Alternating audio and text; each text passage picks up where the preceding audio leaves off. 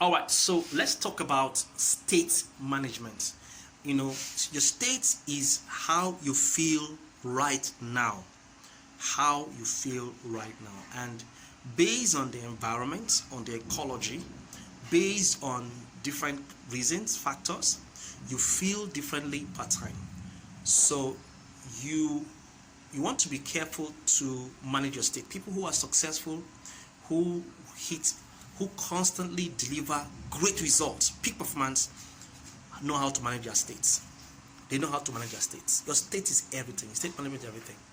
Your state determines your behavior per time. Your state determines your response, your reaction. So you go to a shop, and in that shop, the lady is critical or very annoying.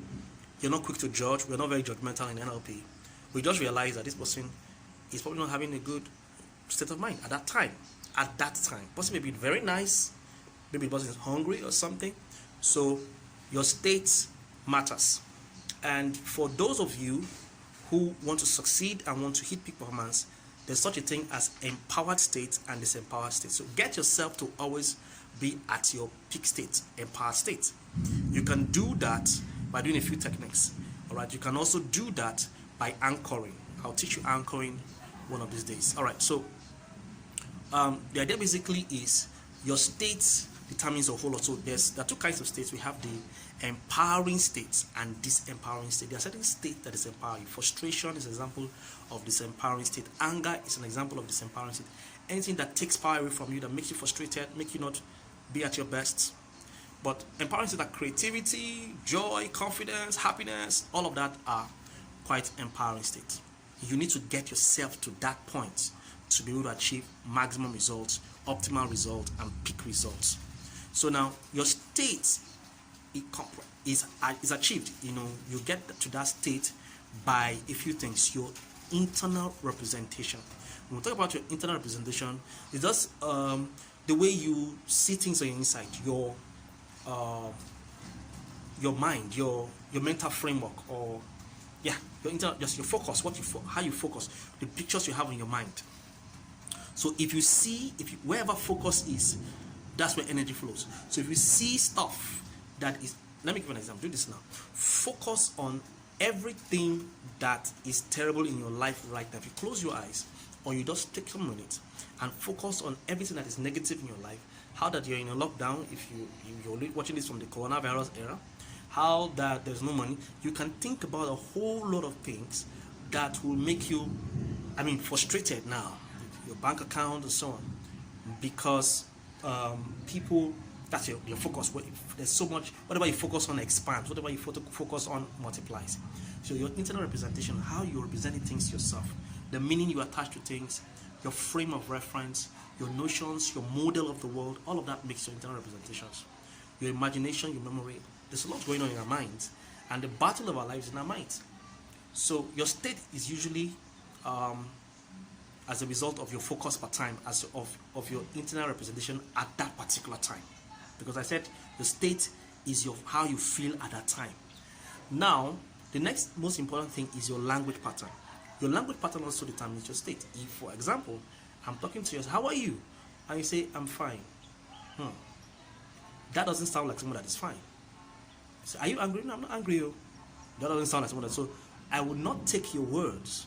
I will go for your tone, because your tone and your language pattern tells me that this guy's state is not fine. It's not right now. So in communications, we say that 55% of the influence you have on anybody is from your body language. And if you want to read anybody, the first thing you're going to look at is the person's body language. The way the person's facial expressions, movement of his eyes, eye contact, skin, color of skin. If this person is fair, person gets redder or pale or darker. That is, body language 55%. Next thing is tone, how the person sounds. I quickly watch out for your tone. But talking about body language, look at your eyes. So because your eyes, we taught that in persuasion.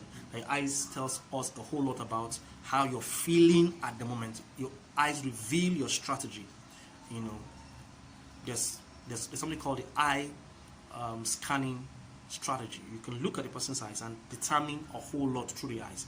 But we'll not go there today. We'll talk about that later. But here's the point. So the body language shows your state at that moment. Your body language, your focus also shows your state, and then your language pattern. So I take your focus, your internal representation, your language pattern, and then your body language or your behavioral pattern all determine your state. So now, how do I easily manipulate my state? How do I make myself feel good right now? To do that, I will need to work on first my body, because you see, in one of the presuppositions of neuro-linguistic programming is that the mind and the body is related. There is a nexus between your physiology and your psychology. Do you get that?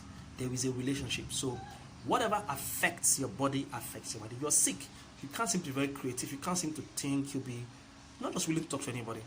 In the same vein, if you're tired, you show in your body. A tired man, it will reflect in your body, to reflect in your creativity. You can't be creative in your body because there's a strong nexus between your body and your mind. So if I want to do anything to revive your creativity, I need to work on your body, get you to sleep, or get you to revive your body, make your body exercise. If you're depressed, get your body to exercise, get your body to, do something. If I stimulate your body, I will stimulate your mind. If I also stimulate your mind, I will stimulate your body. All right. So if I get you to watch a movie that is exciting, that stimulates your mind, or to see something, or to change your focus. If I change your focus, if I reframe, remember we talked about reframe? If I change your focus, help you see something in another light, I'll work on your body. So our state is important. You have to find a way to keep yourself in empowering states, so that you don't feel sloppy. Every time you have cause to do any work, get yourself in an empowered state. Either manipulate your body or change your focus. Start thinking of the right stuff, start thinking of the right things, start thinking or watch a movie, something that will stimulate your mind, because the moment your mind is stimulated, your body will be stimulated to do that work. And people do this in different ways. People will dance, people will they do a lot of things to just get their minds to listen to quality music, listen to quality message to stimulate their minds, listen to music, they pray aggressively. So people do a lot of things to fast, just so as they can work on their body and work on their minds, because your state determines the level of achievement that you achieve even as an NLP person. Does it make any sense?